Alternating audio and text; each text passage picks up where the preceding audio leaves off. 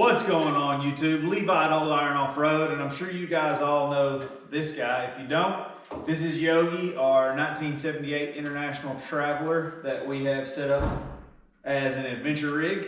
Got some trips planned for this spring, got some extended travel, we've got some shows that we're gonna hit up, and Yogi is in need of some upgrades and some maintenance.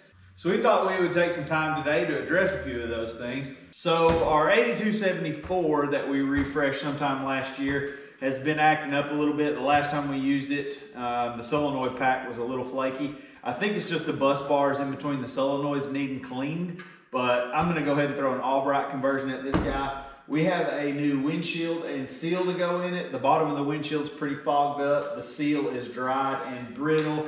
And honestly, it rains harder inside of the cab than it does outside, and my wife put that at the very top tier of needing replaced because she's tired of it raining on her inside of the vehicle. We've got a few pieces to add to the Go FSR tent. It's a new ladder hookup setup, and I've got an extra clamp that I'm going to put on that guy.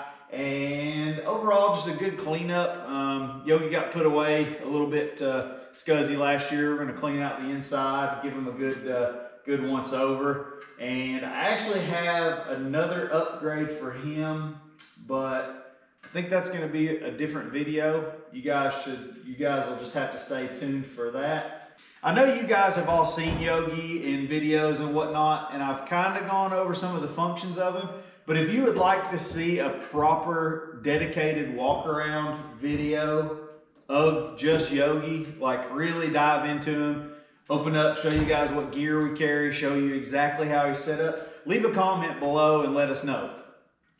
One more thing, if you are still watching this video at this point, take 2 seconds, reach down there, click the subscribe button, make sure to like this video, and also click the notification icon to be notified when new videos are uploaded.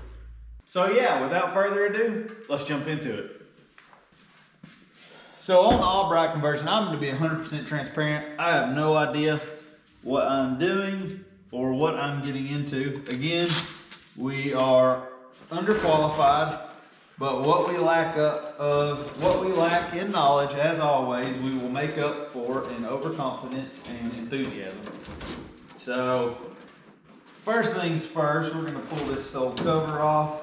And if you don't have a cover on your winch, I really suggest adding one. Definitely adds to the life of your winch. You don't want it just sitting outside taking all the weather. So get you a nice solid cover. There are lots of ways I've seen online how to tackle this Albright conversion. I've seen you can remote mount the solenoid. I am honestly hoping that I can retain the factory cover and look and just house the Albright conversion in this case, and hopefully be able to reuse all my old connections and not have to make up any wiring. If I have to make up any wiring, we're completely unprepared for that today. I don't believe I have enough to do so. Maybe. I have to dig into the stash. It's still early enough. I guess we could run to the parts store if we end up having to. Hopefully we don't have to. And first things first, I'm going to disconnect the battery from this guy so it is not hot while I'm working on it.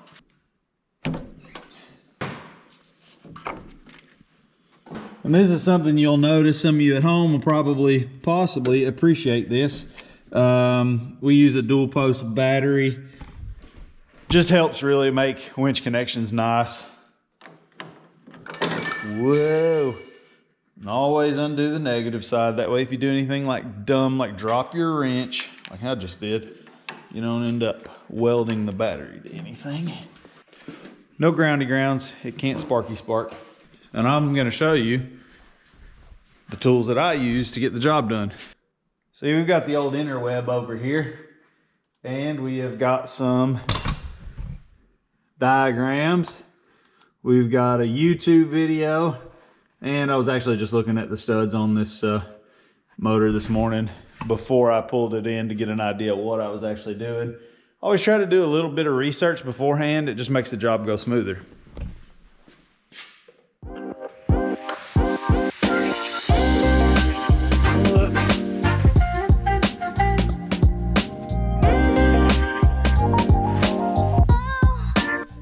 All right, so I've assessed the situation and I think we can actually make this work. Gonna take some shuffling around to some wiring, but I think we can actually use everything that we have, which will make it nice. And first things first, I'm just gonna take some connections off of it, get this old solenoid pack completely out of the way. We're gonna fit the new Albright pack, relay pack, to the faceplate and hopefully start hooking some wires back up. But yeah, this is what we're replacing, this old solenoid pack.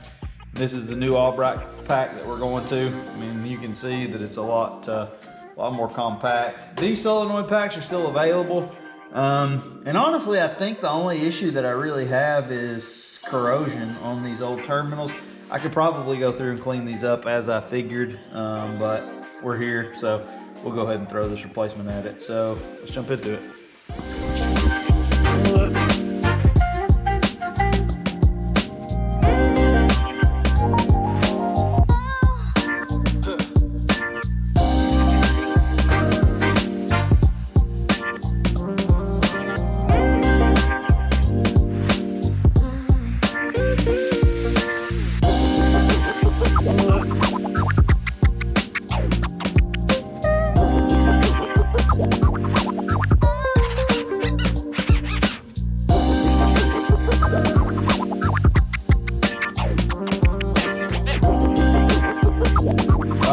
Solenoid pack mounted to the plate. I ended up just chopping a big chunk out of the back, and we took some vacuum tube. I tried to roll it over with a pair of pliers, but that wasn't working good and it didn't look very clean. So cleaned the edge up, split a piece of vacuum tube and lined that. That way there's nothing any of the wires can chafe on. Always good to keep hot, big gauge wires without fuses on them away from sharp edges. Bad things can happen. So we're gonna get this guy hung back on the face of the motor, and I believe we can just run a couple of wires, and I'm actually hoping that that was that easy.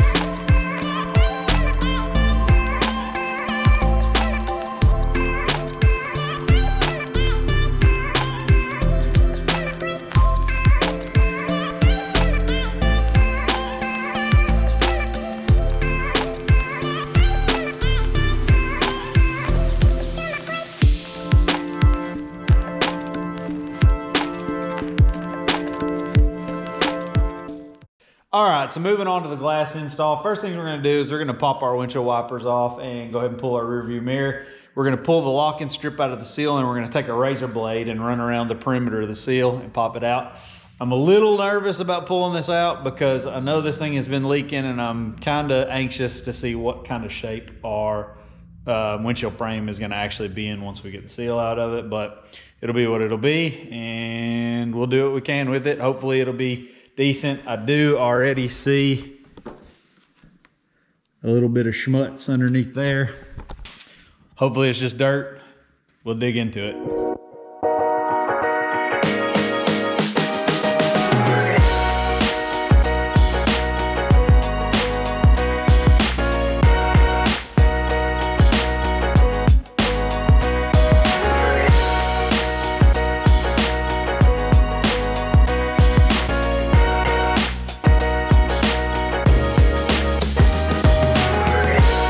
Windshield is out, and the good Lord smiled upon me today. The windshield frame on the inside is in pretty exceptional condition. There's a little bit of water that had permeated, but overall it is in excellent shape. I'm happy. I don't know if I've ever shared the history on this truck or not, but when I bought this thing, I bought it about 6 years ago, right before the prices kind of went stupid, or were trying to get stupid on these things. It popped up on one of the Facebook pages. It was in Virginia. The kid wanted was asking $3,000 for it. I could tell just by looking at it that it looked reasonably solid. And I was like, well, you know, we'll shoot him a message and see what he has to say. So I messaged him and asked him, like, realistically, what will you take for the truck today? And he was like, I've got a college tuition due, $1,300 and it's yours. I just so happened to have a buddy that was right down the road from him that had a trailer. I was like, all right, he'll be there in 20 minutes. Might have the title ready. Drove it on the trailer, drove it off the trailer, and it had a lot of janky stuff done to it, as all typical previously owned Scouts. Like the dash had been all hacked up. The glass was missing from the top. It had some paneling screwed in instead of windows and a bunch of other things. But overall, I could tell that the bones of this truck were really good. And so far, I've been proved right. So I'm going to take some cleaner and just kind of clean up any residual water and make sure there's no bare metal spots. I don't think there are. If there are, I'll treat them with some rust preventative stuff before we put the new seal in. Slam the new seal in, slam the glass in, and we will be dry on the inside of the truck, which is, it's always nice. I mean, you don't think about getting wet on the inside of a vehicle unless you drive old stuff. All right, so this isn't necessarily intended to be a how-to video. I'm going to put it on time lapse and we're just going to throw this guy in there. But one thing I will mention, I see a lot of people asking, they get these seals and they say, oh, my seal is way too long. It won't fit. They're not too long. They all fit. When you first fit the seal, which is what we're going to do first, we're going to fit the seal to the track and then we're going to drop the glass in. When you first fit the seal to the track, it will seem excessive. You really have to push that slack out into the corners and jam that seal in there tight. Obviously, that's what gives you a seal. You don't use any kind of sealer or anything around the perimeter, so it needs to be pushed really, really tight into the corners or you'll get water that pushes through. So that's about the only tip I'm really going to take any time on. That, and when I install it, use plenty of glass cleaner and a little plastic tool as lube. The self-locking strips are pretty straightforward. You don't have to have any special tools. You just get the glass worked into its hole. I start at the bottom. I'll slip the glass in from the top, drop it down into the track, kind of finagle it, get it centered up, and then start working it around. And it usually goes pretty quick. I can usually install a glass by myself in, 20 minutes roughly. It's not too big of a task. So anyway, let's jump into it.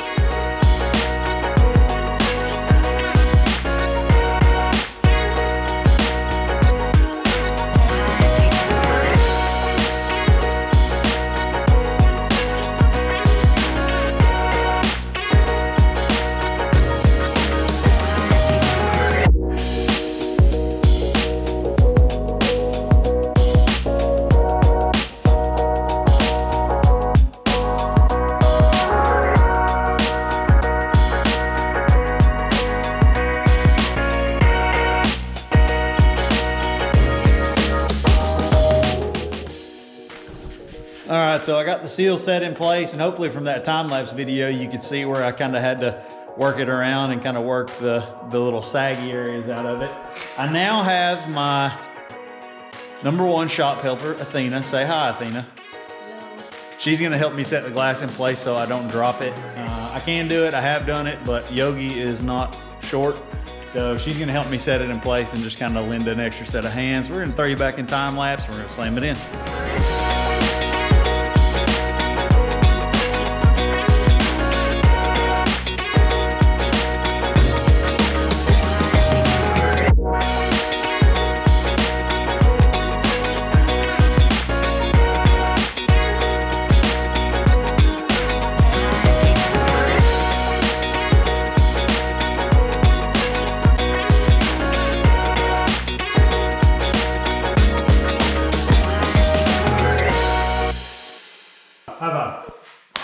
Go Power Rangers. Everybody thank the lovely Athena for her assistance. I could not have completed the task without her help. Thank you. You're very welcome. So with the help of my lovely wife, we got the glass set. You can totally do it by yourself, but having an extra set of hands to kind of put pressure where you need to put pressure and work the seal in as you need to work the seal in is definitely beneficial. Now, I will say, don't get too wound up and get in a hurry, like putting pressure, getting mad, punching, beating, hitting, otherwise striking glass. not a good time. When you get ready to really put pressure on it, make sure it's just gonna snap right into the seal and it's not gonna put any weird flex on the window. So like I said, the glass is set. At this point, I'm just gonna run this locking strip in place. I'll show you how this little locking seal goes into place right here in the corner, and it's pretty straightforward. Take your glass tool and you actually just work it under the lip.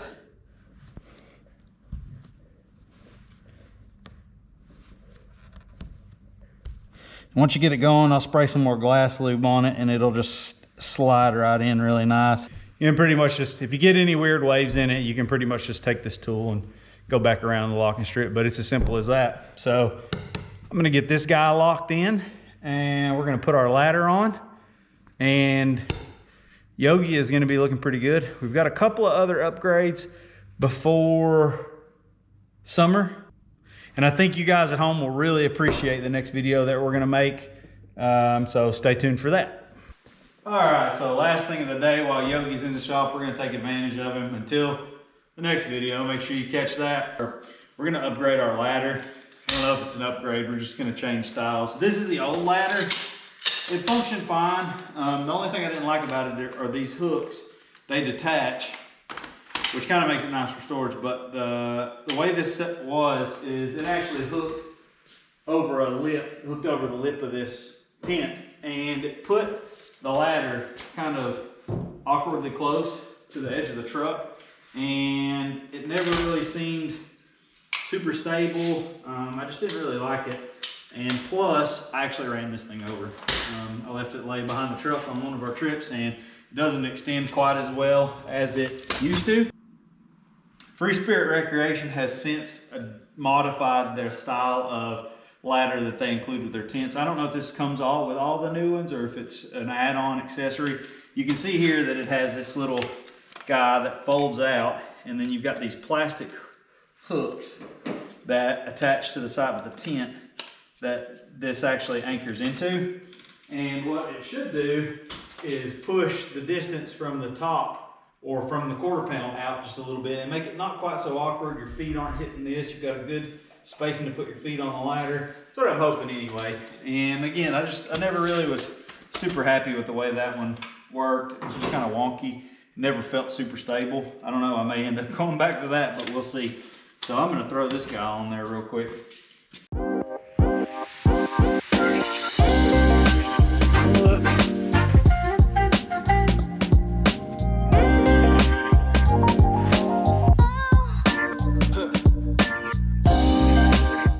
So as you can see, that offered a good amount of space in between the ladder and the side of the truck. I think I'm pretty happy with that. Before, as you would climb the ladder, once you got about to here, you can see your feet would start hitting the edge of the truck. Now, plenty of room.